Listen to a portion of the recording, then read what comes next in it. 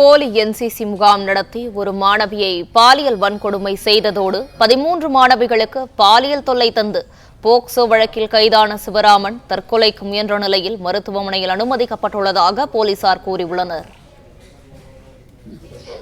Doctors advice பிரகாரம் நம்ம Krishnagiri medical college ஹாஸ்பிட்டல்ல இருந்து சேலம் ரெஃபர் பண்ணியிருக்கு. நம்ம அரெஸ்ட் பண்றதுக்கு முன்னாடி பாய்சன் சாப்பிட்டுருக்காரு. அது ஒரு 2 days ட்ரீட்மெண்ட்ல நம்ம ஒரு அரெஸ்ட் பண்ண போய் அதை ரெக்கார்ட் பண்ணியிருக்கோம்.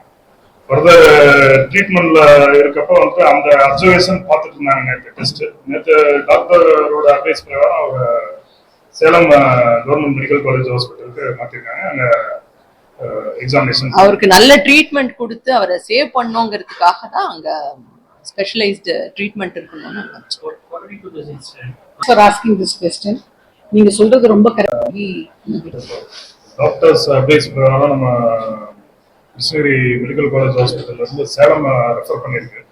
நம்ம அரெஸ்ட் பண்றதுக்கு முன்னாடி பாய்சன் சாப்பிட்டுருக்காரு.